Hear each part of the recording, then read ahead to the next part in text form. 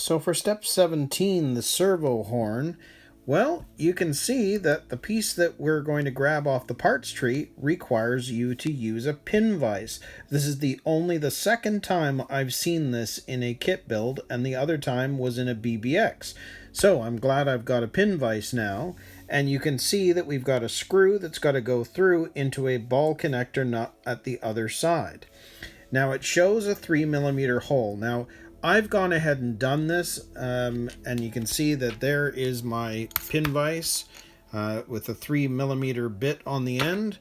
So here is our servo horn, and you can see that I have this 3mm hole that I've put into it.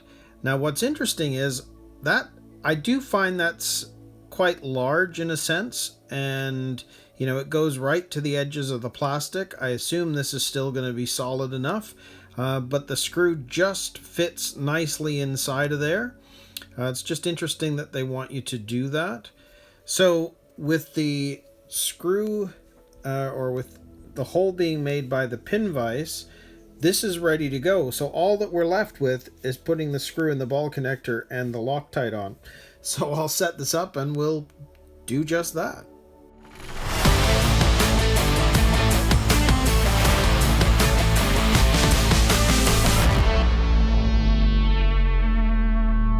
So again, I do find it a little weird. So there's our 3mm pin vise. Notice that fits in there nice, and it's exactly correct. And you can see that based on what we have to do here, this screw is going to go inside of that hole, and you can see it's a perfect fit, and it's going to hang out just a little bit outside the plastic on both the bottom and the sides, and then it's going to have to go into here. Now you can see that they're showing you putting on a little bit of the lock or thread lock, so we're going to do that. Because again, this is a piece that isn't going to be changed. There's no reason to take this off. So we are going to use a little bit of thread lock here. And I've put this through the plastic first, just so that we're not getting any on the plastic itself. I'm going to run a little bit of thread lock around the edges on the top. There we go. And let's grab our ball connector nut, and we're going to put that in there.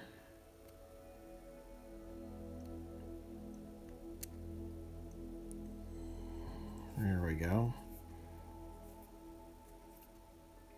And we'll spin that on. So right at the end, I'm going to use the box wrench tool here and the screwdriver, and let's just tighten that up.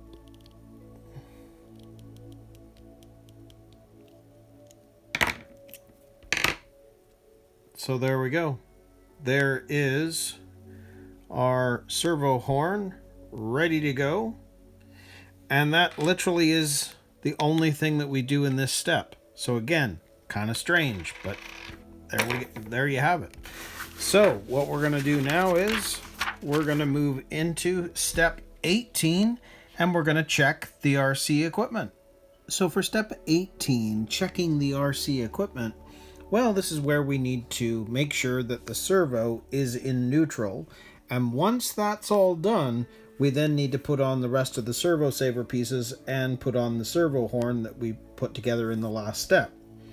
Now, normally I would hook all of this stuff up with the battery, the speed controller, everything to do this. But I've got a surprise for you, because I've got something else now that will make this step that much faster to do. So I happened to be watching the workshop tour video that Chris at Tamiya RC did, and he was showing some of the tools that he uses, and one of them was a servo neutral checker. So I went searching for one, and I've picked this one up.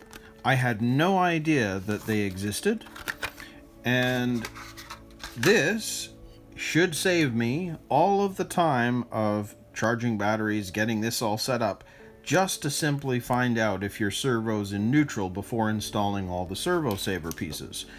And this thing's pretty cool. Now in my case, it came with this. The batteries didn't, I had to put those in. But this is going to power this unit, and then a servo is going to go into it. Now, because of the way that I want to do this, so that I can still show you hopefully how this is going to work, we're going to plug this in this way. So you can see it says negative on the side. You can check up to 3 servos.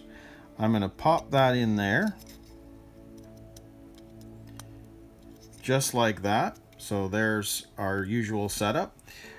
There are 3 settings. You can have a manual mode, neutral, and auto, and the auto will actually allow the servo to go left and right so you can see what kind of span your servo works with.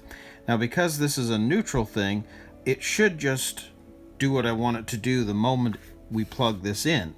And it's the same thing with the negative battery terminal, so black on this side. Now, the only difficulty is whether I'm going to be able to show you do what it does while I plug in. Well, maybe I'll hold it so that we can sort of have an idea. Because it seems to be automatic. There's no on-off switch for this. So if you are looking at the servo itself, yeah, I'm going to have to do it maybe this way, just so you can see what's going on. I'm going to plug this in, and let's see what happens with that servo. Let's get that right.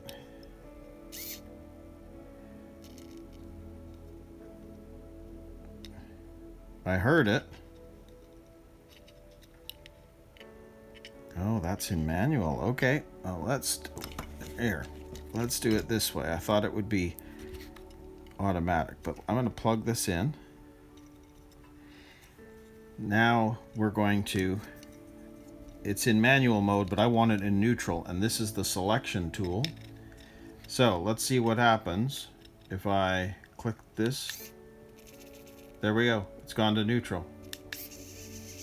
There's left to right. See how it's moving the motor left to right? We don't want the manual mode, but we want neutral. So there's the neutral position. So it's as simple as that. We now know that this servo is in neutral. I can unplug everything, and we're ready to move on with installing the servo saver pieces. So this is actually really, really cool. I can tell that this needs a little bit of repair job. I mean, one of the leads seems very loose. You can see I can pull that right out. But as a whole, this works really, really well. So that's it.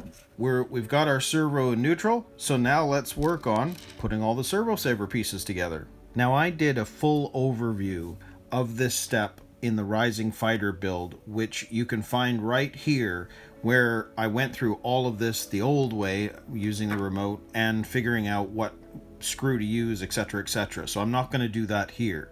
So you can check out that video there for more detailed information if you need to. But for right now, we are going to get all of this installed onto the servo. So you can see the way this works. We've got this piece right here. Then we've got this piece right here that's going to go over top of that. Then you've got our servo horn that we were working with in the previous step, so that's got to go in there.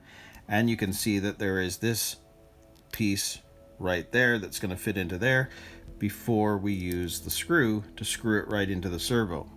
Now, you can see on this diagram, in terms of positioning, this needs to be sitting as up and down as possible.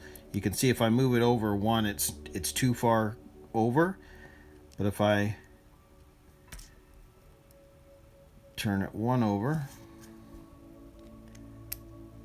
then that's pretty close. And of course, we can do fine-tune adjustments after everything is installed into the car.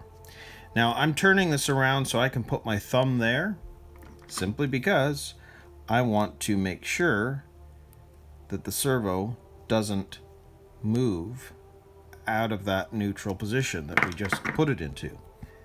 So there we go. So again, I can do fine-tuning adjustments on the remote to get it to the correct position afterwards if we need to. Very, very cool. So there we go. There is step 18 done. Checking RC equipment. Servo is in neutral. So we can now move on to step 19 and attach the steering servo.